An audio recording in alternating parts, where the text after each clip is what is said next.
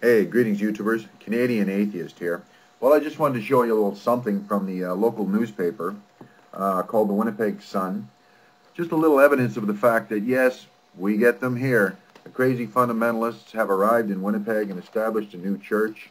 They call it Springs Church. I've investigated their website already. Very conspicuous button for donations, etc. And all the usual family-friendly psychobabble to get you interested in going to their church. And here recently in the Winnipeg Sun, under the heading of news, under the heading of news, how to be a contemporary witness. Yeah, check this out. Have you ever walked past a guy on the street corner with a blowpipe predicting the end of times? Or a lady with a sandwich board urging people to save their souls from hell? If so, you've probably seen the reactions. Yeah, I'll bet you have. Yeah, people's backs stiffen and their steps quickens and they walk past. At best, the public ignores these doomsday crusaders. At worst, people get scared and turn off to the message about Christ. Yeah, well, no surprise when basically you're just trying to ruin people's day. But check this out. This guy here, Leon Fontaine of the Springs Church Fundamentalist Christians in Winnipeg, apparently he has a straight line right to the J-man himself, because right here it says, this isn't how Jesus wants you to tell others about him. Calling people sinners and scaring them and warning them about the fiery gates of hell will likely open few, if any, doors. Well, you're damned right about that, buddy. I don't want to hear that nonsense, and most people don't either, because most intelligent people have eliminated that as superstitious nonsense long ago. I did it when I was about 12 or 13. How about you?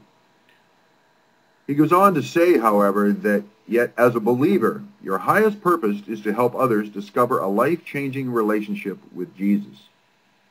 Well, I don't know about you, but I consider my highest purpose in life to try to be a decent person, to try and live a good life without telling other people how to live theirs.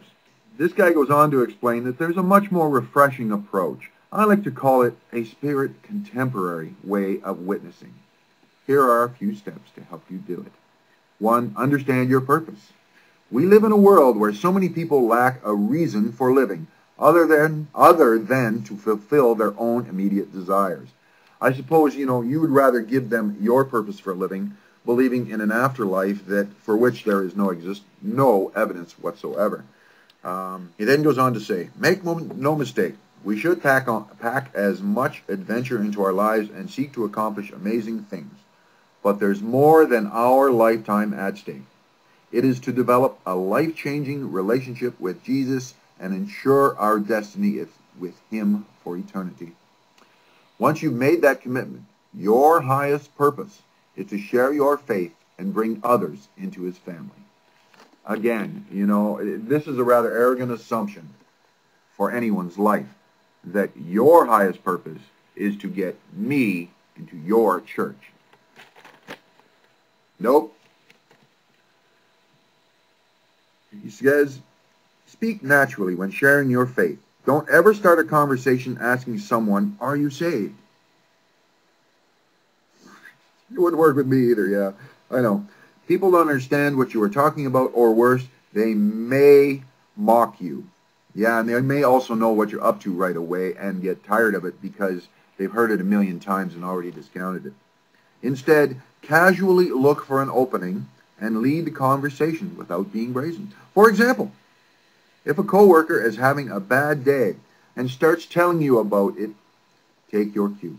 Say something like, yeah, I used to feel down a lot too. I'm glad I found a way to get through the hard times.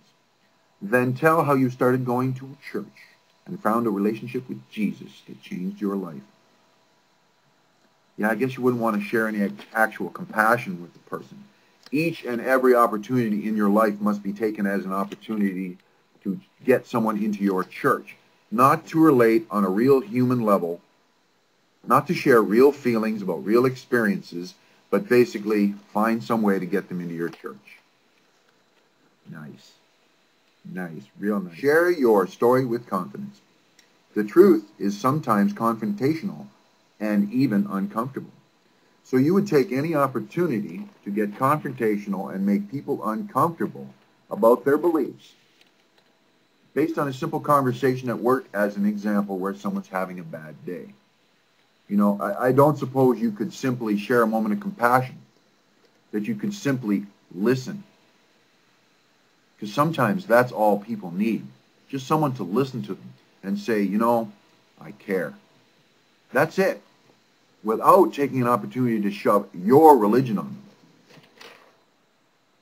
You don't need scientific proof or research to prove your point. Just share what's in your heart and leave the results to God. In other words, you have no proof, you have no scientific evidence. Basically, go on emotion and expect everyone else to do the same. Not good enough. Well, I don't really know how to end something like this, basically other than to say what I already have. You know, if you feel the need to share your beliefs, do it where appropriate. Stand on the street corner and shout from the soapbox. You know, do it in your church. I'll respect that. I won't come into your church and make fun of your beliefs. Don't take every opportunity in my life as an opportunity to share your religion, because that's not what people are looking for. Sometimes people need a moment of compassion, a moment of friendship, just to be listened to.